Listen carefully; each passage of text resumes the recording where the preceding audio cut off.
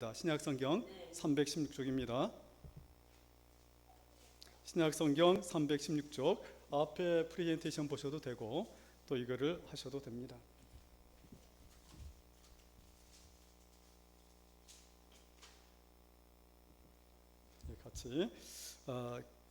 같이 이제 교독을 읽겠습니다. 같이 읽겠습니다.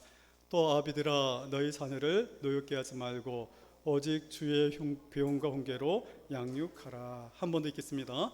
또 아비들아 너희 자녀를 노엽게 하지 말고 오직 주의 교훈과 훈계로 양육하라. 제가 한번 기도하겠습니다.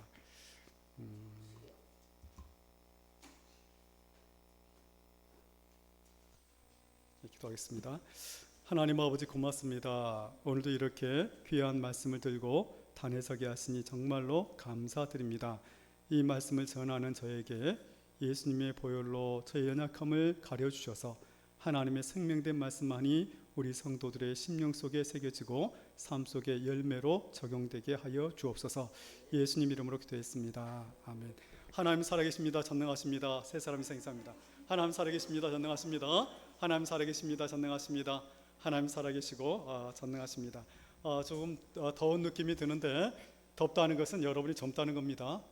다음 주에는 제가 에어컨을 좀 틀도록 할게요. 저는 에어컨 생각을 안 했는데 더우신 분 덥고 또 너는 헬멧 벗어 이렇게 하고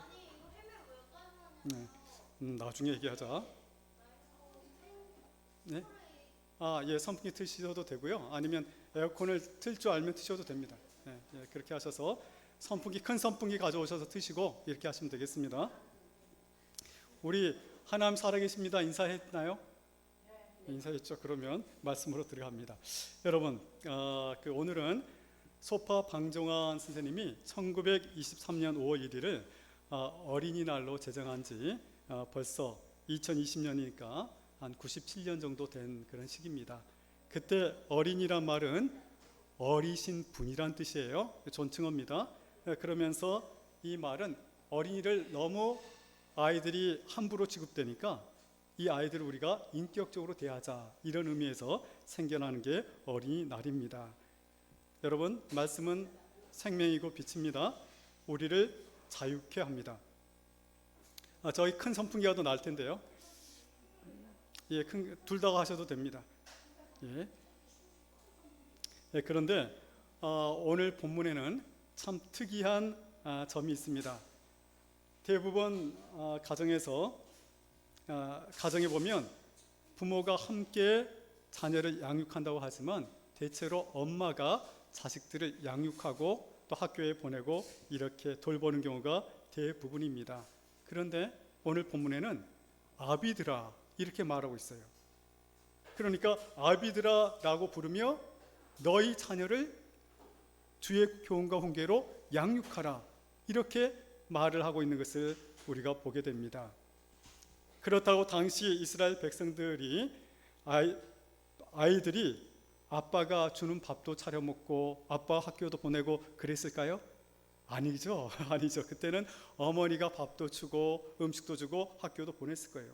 그런데 이렇게 아비드라라고 말하는 것은 바로 당시의 여자들과 아이들은 숫자에도 세지 않았습니다. 그만큼 이스라엘이 남녀 차별이 심하던 나라였습니다.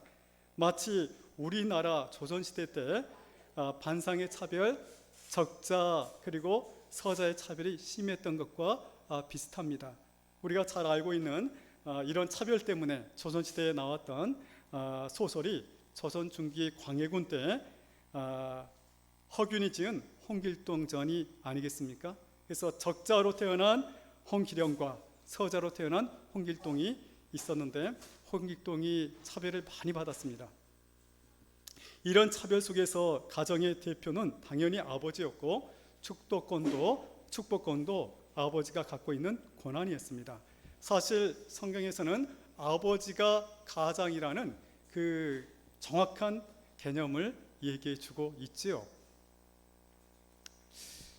실제 어머니가 자식을 키운다 해도 가정의 대표는 아버지였습니다. 그래서 성경에 보니까 아비드라라고 부르고 있습니다. 여기 보니까 아비드라 이 말은 헬라어로 파테르라는 단어인데 이 단어 속에는 아버지, 부모를 뜻해요. 그러니까 첫 번째로는 여기서 아비드라에서 첫 번째는 가장인 아빠를 말하고 있고 두 번째는 부모인 어머니를 포함하고 있는 단어가 아비드라, 파테르의 복수형 파테레스라는 말이 있어요. 너희들은 아비드라. 여기 있는 우리 도영이도 좀 있으면, 좀이 아니죠, 오래 있으면 아비가 되겠죠, 아버지가 되겠죠. 혜성이도 아버지가 되겠죠. 나중에 옆에 있는 아버지를 보면서 배우는 거예요. 아, 내가 이런 아버지가 돼야 되겠다. 이게 배우는 거예요. 이게 이거예요. 그런데 여기에 중요한 게 뭐냐면 자녀를 가르치면은 아빠의 역할, 아빠의 중심이 참 중요합니다. 아버지가 교회 가라 하면 자녀가 교회를 갑니다.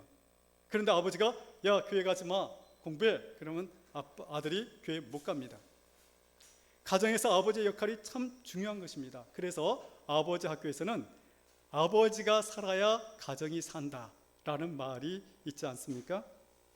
어느 집에 모 목사님이 신방을 갔습니다. 신방을 가면 대체로 그 가정에 있는 가족들이 다 나와서 신방 예배를 하나님께 드립니다. 적어도 70년대, 80년도에는 그렇게 했습니다. 그런데 담임 목사님이 신방 오신다고 그러니까 대문을 크게 열어놨어요. 그러면서 하는 얘기가 복 들어온다 라고 생각했습니다. 여러분, 미신일까요? 아닐까요? 아닙니다.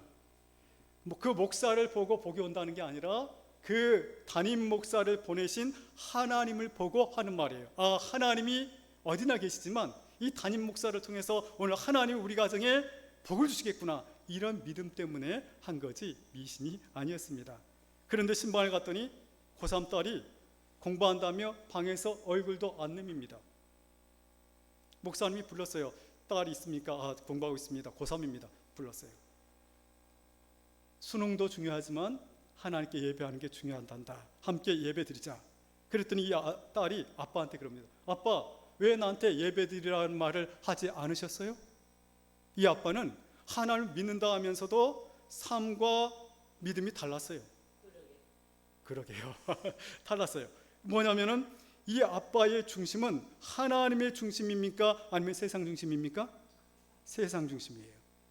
자녀에게 교회를 다니더라도 내 필요에 따라서, 내 이익에 따라 얼마든지 교회 주일 예배는 빠져도 된다라는 잘못된 가르침을 주고 있었던 것입니다. 사랑하는 성도 여러분, 고3 수능 시험보다 더 중요한 것이 하나님의 말씀에 순종하는 것입니다. 할렐루야. 하나님께 참된 예배자, 거룩한 예배자가 되는 것입니다. 주일날 교회 예배 드려도 시험에 합격할 학생은 다 합격합니다. 고3 학생이 주일 예배에 참석하고 하나님 앞에 중심을 지키도록 가르칠 때 그의 아버지가 진정한 아비가 되는 것입니다. 야고보서 1장 5절에 보면 너희 중에 누구든지 지혜가 부족하거든 모든 사람에게 후히 주시고 꾸짖지 아니하시는 하나님께 구하라, 그리하면 주시리라 라고 말합니다. 학생 여러분, 하나님께 지혜 구하세요. 하나님이 정말 지혜 주십니다. 어느 날 어머니가 아들의 손을 잡고 스승을 찾아왔습니다. 선생님, 이 아이가 단 것을 너무 좋아해서 큰일이에요. 선생님 좀 고쳐주세요. 스승은 아주머니에게 일주일 후에 오세요 라고 말했습니다. 어머니는 영문도 모른 채 일주일 후에 다시 찾아갔고, 그로부터 며칠이 지나지도 않아서 아들은 단 것을 좋아하는 버릇을 고칠 수가 있었습니다. 선생님, 이렇게 아들의 버릇을 고칠 수 있으면서 그때는 왜 일주일 후에 오라고 하셨습니까? 어머니가 물었습니다. 사실은 저도 단 것을 좋아하는 편이거든요. 그런 제가 아이에게 단 것을 먹지 말라라고 말할 수 있겠습니까? 스승은 일주일 동안 자신부터 단 것을 먹지 않는 훈련을 했던 것입니다. 문제는 아버지의 중심이 어디 있는가, 어머니의 중심이 어디 있는가 하는 것입니다. 아버지의 중심은 하나님의 말씀에, 아비들의 중심은 하나님 말씀에 두어야 합니다. 할렐루야. 그것이 하나님께서 기뻐하시는 아비들이 되는 유일한 길입니다. 그래서 하는 얘기가 아비들아, 먼저 아비가 하나님 말씀, 너희는 마음을 다하고 생명을 다하고 능력을 다해 하나님을 사랑하라, 이 말씀을 내 마음에 새기고 내 자녀를 가르친다는 말은 그 자녀의 심령 속에 하나님 말씀이 깊이 뿌리가 박히도록 계속해서 앉았을 때나 걸어다닐 때나 누웠을 때나 길을 갈 때나 계속해서 분사형이잖아요. 계속해서 가르치라는 거예요, 아버지가. 그런데 왜 자녀들이 하나님을 제대로 예배하지 못하고 삽니까? 왜 그렇습니까? 아빠와 엄마들의 심령 속에 하나님 말씀이 새겨지지 않아서 그렇습니다. 그래서 컴퓨터 앞에 있어요. 저희 아들이 보면 할 건 다 해요. 그런데 공부를 열심히 한다고 해서 이렇게 컴퓨터 사줬어요, 게임 컴퓨터를. 그런데 그 게임 컴퓨터가 계속 있는 거예요. 그러면서 하는 얘기가 나 지금 시작했어. 거의 맨날 나 지금 시작했어. 얼마 안 됐어. 이렇게 하거든요. 제 자신에게 문제가 있지 않겠어요? 여러분, 여기 있는 이우영 목사에게 문제가 있지 않겠어요? 저도 유튜브 좋아하거든요. 들을 게 많거든요. TV 피곤할 때 앉아서 보거든요. 볼 게 많거든요. 그래서 제가 어젯밤에 예레미야 읽다가 이런 생각을 했어요. 내가 지금 오늘 5월 3일부터 8일간 금식하자. 8일간. 저는 진짜 굶주리는 금식 여러분 해본 적 있으세요? 없어요. 자랑 아니에요. 권사님이 며칠에 오셨어요? 30일? 나중에 한번 들려주십시오. 그 놀라운 일이네요. 저는 3일 만에 받고 더 이상 안 했는데, 이 금식은 제가 TV를 보지 말자, 뉴스는 보겠다는 거고 뉴스 빼고 보지 말자. 그 다음에 유튜브 교회에 관련된 거 꼭 필요한 거 외에는 유튜브 보지 말자. 그래서 제가 웹툰을 좋아했어요. 그래서 웹툰도 잘 나와요 요즘에. 목사로서는 굉장히 부끄러운 얘기죠. 이것도 보지 말자. 그렇게 해서 8일간 금식을 마음을 먹었습니다. 제가 왜 이 얘기하는 줄 아십니까? 목사도 힘든데 여러분들 아이들이 얼마나 게임에서 못 빠져나오겠어요. 내 심령 속에 하나님 말씀이 박히지 않으면 나는 고사하고 자녀들이 하나님 말씀대로 살 수가 없게 될 거다라는 겁니다. 여러분, 오늘 보니까 딱 2가지예요. 아비들아 부르면서, 첫째는 너희 자녀를 노엽게 하지 말라, 둘째는 주의 교훈과 훈계로 양육하라. 2가지예요. 오늘 이걸 우리가 잘 배워야 돼요. 첫째, 너희 자녀를 노엽게 하지 말라. 여러분, 제가 어떤 영화를 봤어요. 이거는 언더에서 나온 영화였는지 이렇게 많은 사람이 나오지, 유명한 영화는 아닌데 보니까 아들이 건장해요. 아버지는 늙었어요. 아들은 거의 건달 비슷해요. 근데 들어오면 아버지를 주먹으로 패요. 아버지가 꼼짝없이 얻어맞아요. 제가 딱 볼 때 왜 저렇게 못됐어? 저는 중간에 봤거든요. 근데 알고 보니까 이 아버지가 술 먹고 들어와서 막 집에만 들으면 아내를 때리고 아이들을 때렸어요. 그렇게 아들이 딱 마음속에, 그래 내가 아빠보다 힘세면 아빠 때려야지, 이렇게 마음 먹고 기분 나쁘면 술 먹고 가서 아빠 패는 거예요. 제가 그걸 보면서 정말 아버지의 교육, 부모의 교육이 정말 중요한구나라는 것을 알게 되었습니다. 다른 말로 하면 잘못된 가르침을 부모들이 주고 있다는 겁니다. 나도 게임에 빠져 있고 나도 술 중독에 빠져 있으면서 아들아 하지 마라 하면 아들은 계속하게 돼요. 왜? 그렇게 잘못된 모델이 되어주고 잘못된 가르침을 가르치니까 아들은 하나님을 제대로 믿을 수가 없어요. 그래서 오늘 여기 하는 얘기가 자녀를 노엽게 하지 말라. 여기서 노엽게 하다는 말은 격노하게 하다, 분노를 유발시키다, 성나게 하다, 팔월기조라는 말, 그런 뜻이에요. 그런데요, 잘 보십시오. 이것도 있어요. 이 말은 뭐냐면 자녀를 교육할 때 같이 화나다, 같이 화내다. 제가 아들 교육시키다 같이 화내요. 그러면 엄마가 있다가 아들하고 똑같아 막 이래요. 여러분, 아들 교육하다 같이 화내고 그러지 않아요? 도영아, 너 나중에 아빠 되면 같이 화내고 그럴 수도 있어. 잘 들어봐. 그러니까 아들하고 같이 화내면서 아들이 막 말 안 듣죠. 그러니까 아빠가 화가 막 나. 같이 화내. 여기 보니까 노엽게 하다는 것은 같이 화나다, 같이 화내다 이러지 말란 얘기예요. 이러지 말란 얘기예요. 그러면 어떻게 하는 게 아들을 노엽게 하지 않는 겁니까? 자녀를 하나의 인격체로 존중해 주는 거예요. 자녀를 내 소유물이 아니라 하나님이 내게 맡겨진 귀중한 선물로, 하나님의 소유물로 보는 거예요. 명아가 제 소유물이 아니라 하나님이 가장 친한 친구처럼, 아내처럼 대하라고 준 선물이라고 보는 거예요. 그런데 당시 이스라엘, 당시나 지금이나 마찬가지인데, 모압 백성들은 그 몰렉신에게 자식을 자기 이익을 위해, 내가 잘 되고 돈을 많이 벌고 물고기 많이 잡히기 위해서 내가 몰렉신에게 제사를 드려야 되겠는데, 그러기 위해서 자기 이익을 위해 자식을, 여러분 알죠? 솥불 나고 몸 등치가 큰데 두 손 들고 있어요. 이 등치 큰 곳에는 화로가 있어요. 화로. 거기 손은 이글이글 타는 그 노쇠란 말이에요. 여기다 자식을 바쳐요. 죽여요. 왜 그래요? 내가 잘 되게 자식을 죽여요. 이게 몰렉신이에요. 그런데 바알신도 자식을 바알에게 번제로 불태워 드렸더라, 이 말이 예레미야에 있어요. 그만큼 자식을 마음대로 대하는 게 당시 사람들이었고, 오늘날 우리나라 사람들도 자식을 내 소유로 취급해요.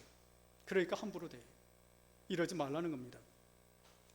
여러분, 자식이 심히 부족하더라도 사랑해주고 존중해주고 배려해 주어야 합니다. 할렐루야. 좀 더 나가봅시다. 단순히 눈에 보이는 분노가 아니라 눈에 보이지 않는 분노가 있습니다. 하나님의 말씀이 아닌 내 생각으로, 내가 변화되지 않는 생각, 세속적인 가치관으로, 돈을 주인으로 섬기는 인본주의적인 생각으로 자녀를 가르치는 것, 말씀이 아닌 내 생각으로 자녀를 가르치는 것, 이것은 자녀의 영혼을 죽게 하는 거예요. 자녀의 영혼이 자기도 모르는데 하나님 말씀이 없으므로 영적인 기아가 돼서 자기가 뭐를 배우는지도 모르고 세상과 짝하면서 세상에서 똑같이 죄를 지으며 살게 하는 그 자녀로 가르치는 것, 이게 말씀이 들어가지 않을 때 이런 거예요. 사랑하는 부모 여러분 또는 어른 여러분, 말씀이 여러분의 심령에 심겨지도록 기도하시기를 주님의 이름으로 축복합니다. 내 안에 하나님 말씀이 살아 역사할 때, 그때 내가 비로소 내 심령 깊숙이 하나님 말씀이 깊이 뿌리 내릴 때, 그때 내 자녀에게 아들아 이렇게 가르칠 수 있다는 거예요. 여러분, 잘못 가르친 예를 몇 가지 얘기할게요. 이거 큰 위험인데요, 자식을 말씀으로 안 가르치면 자식은 내가 죽어가는지도 모르고 세상과 짝하게 돼요. 어떻게 되냐면 보세요. 사울이 있었어요. 사울 왕은 하나님 믿는 사람입니다. 그런데 이 사람은 하나님의 말씀보다 내 욕심이 더 컸고, 그리고 돈에 대한 권력, 이게 욕심이 심했어요. 그래서 하나님은 다윗을 차기 왕으로 딱 예선에서 기름 부었는데, 그것을 사울의 아들 요나단도 알아요. 그래서 요나단이 다윗을 만나러 그럽니다. 너가 다음 왕이 될 것이고, 그리고 나는 너의 다음이 될 거다. 그런데 사울 왕은 하나님의 음성을 알면서도 뭐라 그랬냐면, 딱 불렀다가 자기 아들 압살롬 혼내요. 이 폐역부도한 계집의 소생아, 다윗이 왕이 되면 다윗을 죽여야 네가 왕이 돼, 이러면서 하나님 말씀이 아닌 자기의 욕심으로 가르쳐요. 시기심으로 다윗을 시기하며 죽여야 된다고 말해요. 여러분, 하나님 말씀 떠나 내 욕심으로 가르치니까 어떤 일이 벌어졌냐면, 하나님 그를 버려버립니다. 그러면서 블레셋과의 전쟁에서 자기 사랑하는 3명의 아들과 함께 비참하게 죽임을 당하고 맙니다. 여기에서 제가 첫 번째로 노엽게 하지 말라라고 말하는데, 하나님 말씀대로 가르치지 않으니까 자식이 망가지는 그런 케이스입니다. 여러분, 히스기야 왕의 얘기를 들어보죠. 이스라엘의 가장 유명한 훌륭한 분열왕국의 3대 왕, 제가 뽑은 3명의 왕이 있어요. 첫째는 가장 훌륭하다고 생각한 요시야 왕, 그 다음에 여호사밧 왕, 그리고 히스기야 왕입니다. 히스기야 왕은 기도해서 15년간 생명이 연장이 됐습니다. 그런데 이 히스기야 왕이 너무 부자가 되니까 하나님 말씀대로 아들 므낫세를 가르쳐야 됐는데 하나님 말씀대로 가르치지 않았어요. 그리고 이 므낫세는 아버지가 왕이니까, 그것도 번성한 시대의 왕이니까 마음껏 행하다가 하나님이 없게 됐어요. 그래서 이 므낫세가 어떤 악을 행하냐면, 아들을 말씀대로 안 가르쳐, 아들이 악을 행하는데 선지자들을 죽여요. 하나님 믿는 사람도 죽여요. 그리고 다른 이방신의 다른 나라 가서 그것의 우상을 가져와서 거기서 우상을 섬겨요. 그러면 심지어 에레미야를 나무에 넣어서 톱으로 잘라 죽입니다. 하나님이 이 므낫세 때문에 내가 므낫세로 인해서 이 나라를 내가 멸망시켜버리겠다, 이렇게 말할 정도예요. 결국 아비가 자식을 노엽게 한 원인은 내 안에, 아빠 엄마 안에 말씀이 살아 역사하지 않아서입니다. 사랑하는 성도 여러분, 어른 여러분, 여러분의 심령 속에 하나님 말씀이 뿌리 내릴 수 있도록 기도할 수 있기를 주님의 이름으로 축복합니다. 그럴 때 내가 살고 자녀가 살아요. 자녀가 살아요.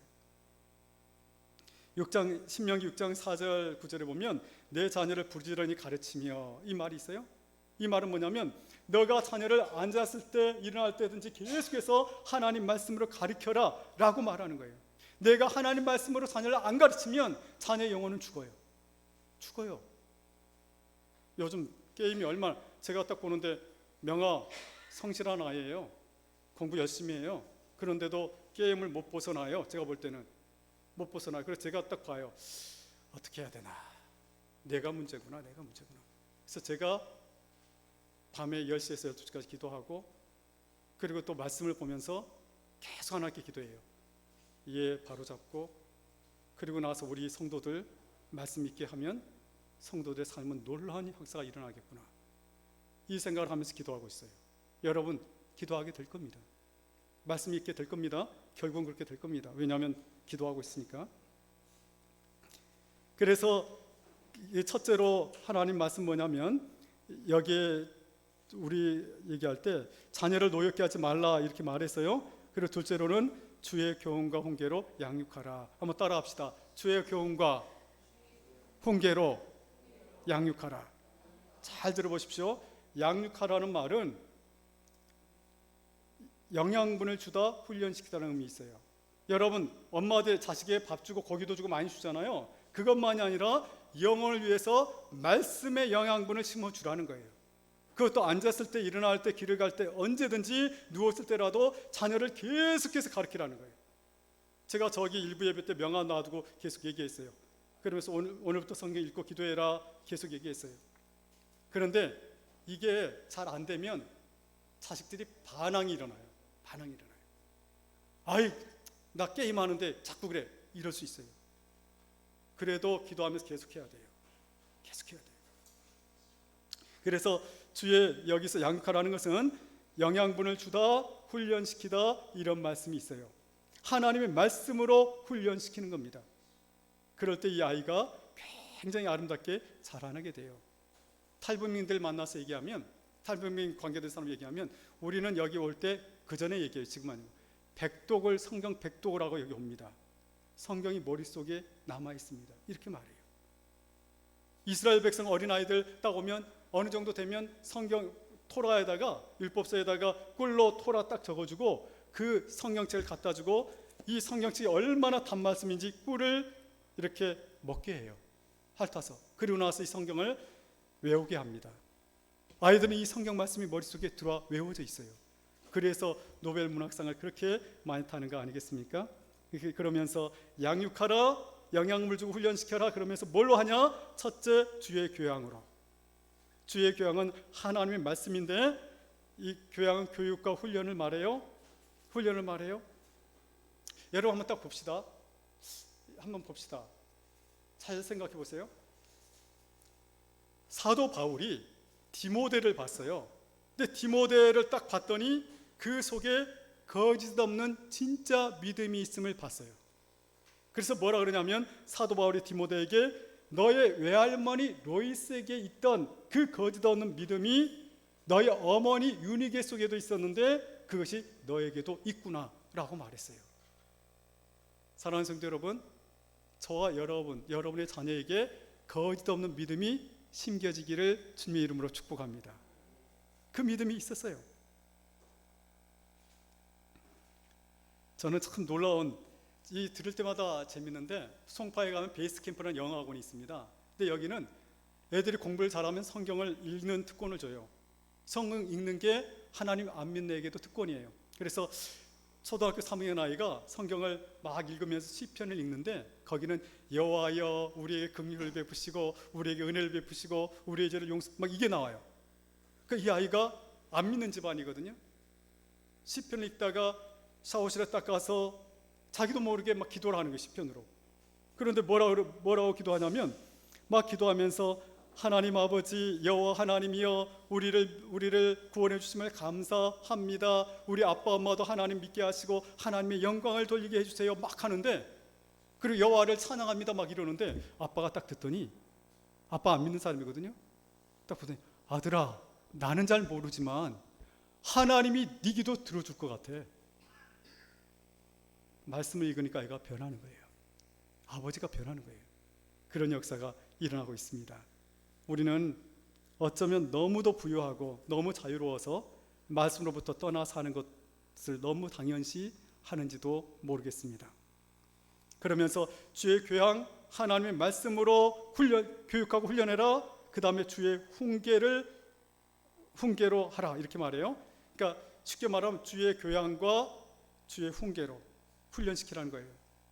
여기 훈계라는 뜻은 뭐냐면 주의를 불러일으키다, 충고하다, 공고하다, 온건한 책망이 들어가요. 여러분 게임을 막 하고 게임에 매달려 있는 아이들 보면, 혜성이, 이성이, 도영이 여기 아이들 게임에 매달려 있는 아이 보면 부모가 기분이 좋아요, 안 좋아요? 안 좋아요. 근데 제가 이런 말을 했어요. 지금 아이들 게임 안 하면 야동 본다니까 그냥 놔둬요, 이런 말을 들었어요. 근데 제가 그랬어요. 아니야, 놔둘 게 아니야. 하루에 5시간, 3시간 게임하면 그 인생 힘들어져. 놔둘 게 아니야. 가끔 하는 게 괜찮지만 안 돼, 이런 생각이 들거든요. 여기 훈계라는 말은 주의를 불러일으키라는 거예요. 아들아 게임 하루에 계속하는 거 옳지 않아. 너 잠깐 하는 건 괜찮지만 그거 옳지 않아. 그리고 주의를 이렇게 불러일으키면서 그에게 훈계하고 책망하고 때로는 온건한 책망을 해야 돼요. 이 얘기만 들어보죠. 여러분 엘리의 하나님 믿는 사람들도요, 자녀들을 잘못 가르치게, 기현아 이리 와서 예배드려. 기현이 이리 와서 예배드려. 장난하지 말고. 보세요, 엘리는 대제사장입니다. 그런데 엘리의 아들 홈리와 비느하스가 있었어요. 시골 목사님이 홈리와 비느하스가 어려우니까 아이들한테, 야 너 홈이 알지? 예. 비닐하우스 알지? 예. 홈리와 비닐하우스가 있었어, 이렇게 이제 얘기를 한 거예요. 근데 여기 홈리와 비느하스가 제사장인데 아주 악해요. 하나님을 몰라요. 그래서 이 고기를 삶을 때 하나님께 드린 고기를 삶은 다음에 하나님께 드린 다음에 그 다음에 그거를 제사장이 먹는 건데, 고기를 하나님께 드리기 전에, 끓기 전에, 삶기 전에 삼지창을 가져와서 찍어내. 그러면서 우리는 삶은 고기가 아니라 이 생고기를 더 좋아한다고 막 가져가요. 그리고 성전에서 봉사한 여자들과 막 이렇게 동침해 버려요. 소문이 안 좋아요. 엘리는 대제사장입니다. 그래서 엘리가 불러다가 얘기합니다. 아들들아, 들리는 소문이 좋지 않다 하지 마라. 이거 훈계입니까 아닙니까? 그거 훈계 아니에요. 데려다가 40에 가만 39대의 매를 5번치라고 때려서라도 반 죽게 만들어서라도 고쳐야 돼요. 아들 홈리와 비느하스가 이렇게 하나님 앞 악을 행할 때 얘네들을 반 죽여서라도, 이거 제가 인터넷에 나가고 있는 건데 이거는 진짜 죽이는 거 아니에요? 정말로 이 39대 매를 5번씩이라도 때려서라도 그 아이의 생명을 구원해내야 돼요. 맞죠?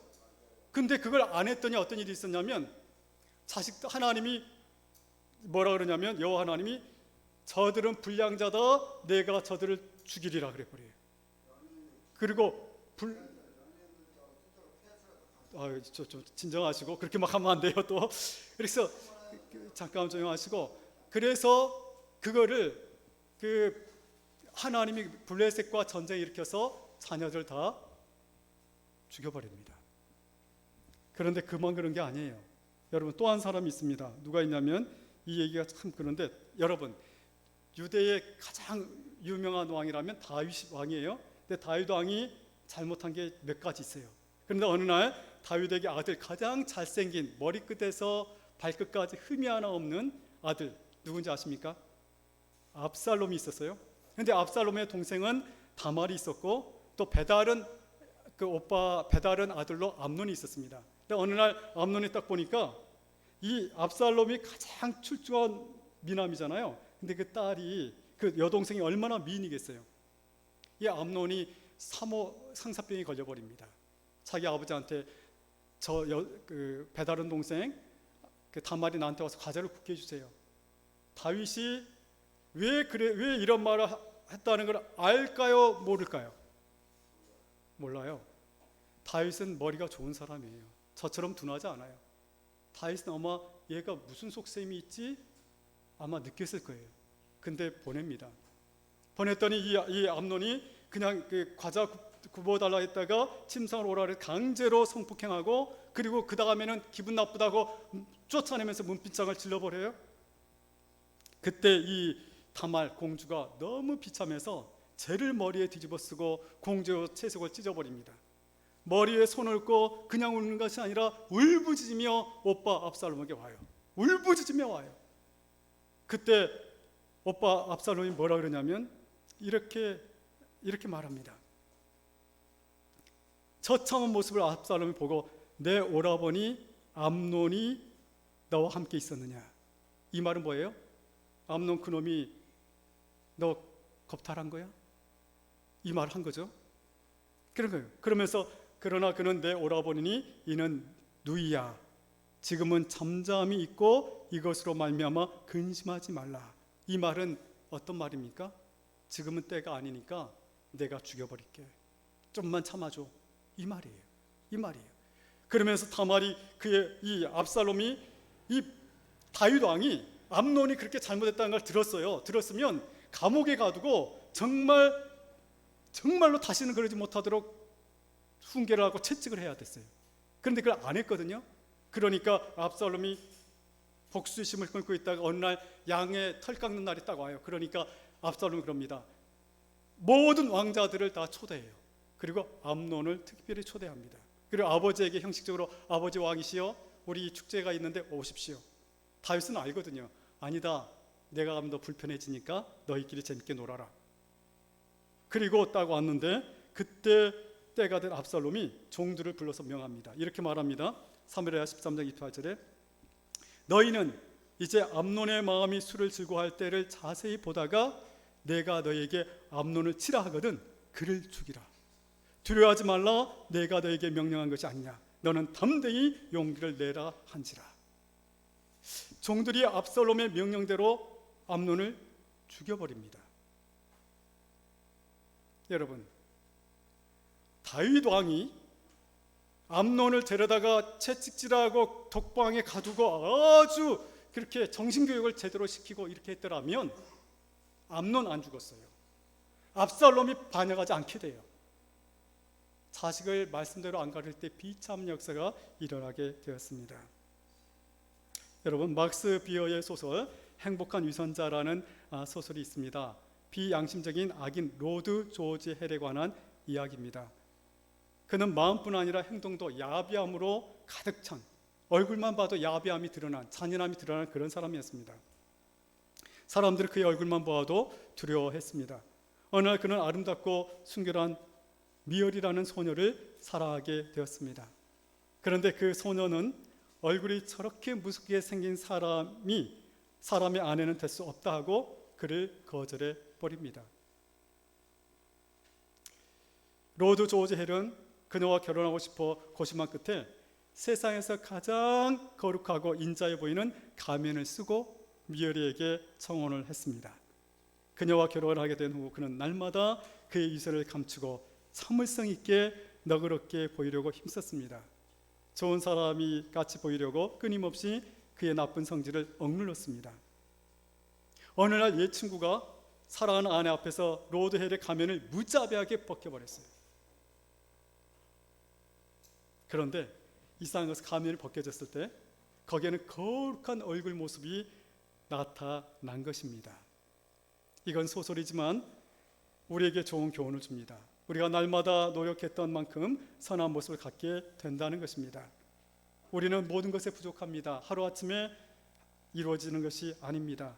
그러므로 경건에 이르는 연습을 해야 합니다. 여러분, 말씀을 정리합니다. 자녀를 노엽게 하지 마시고 인격적으로 대하십시오. 주의 교훈과 훈계로 양육해야 됩니다. 말씀을 정리해 보겠습니다. 여러분, 내가 하나님 앞 내 마음속에, 부모들이 먼저 내 심령 속에 하나님 말씀이 깊이 뿌리 내릴 때, 그때 자녀들에게 그 말씀을 주야 계속해서 앉으나 서나 길을 갈 때나 가르칠 수 있어요. 여러분이 하나님, 제가 성경 읽을 수 있는 마음을 주십시오. 왜? 성경 읽지 않으면 하나님을 모르게 되니까. 마음을 읽을 마음을 주십시오라고 기도하면 하나님이 어떤 마음을 주면 이런 마음을 줍니다. 갑자기 안 그랬는데 갑자기 성경 읽고 싶은 마음이 들어요. 순간 들어요. 그런데 또 순간 마음속에 에이 내일 읽지, 지금 게임해야 돼, 아니 지금 TV 봐야 돼, 이런 마음이 또 와요. 그때 어떻게 합니까? 하나님 주신 마음을 붙들어야 돼요. 그러면서 예수의 이름으로 부정적인 생각을 떠나가라 물리치고 붙들면 여러분은 성경 말씀이 살아 역사하는 사람이 됩니다. 그럴 때 하나님이 기뻐하는 부모, 아비들이 되고 또 자녀들을 하나님 말씀으로 양육하는 거룩한 인생이 될 것입니다. 그러냐와 저와 여러분 되시기를 주님의 이름으로 축복합니다. 우리 기도하겠습니다.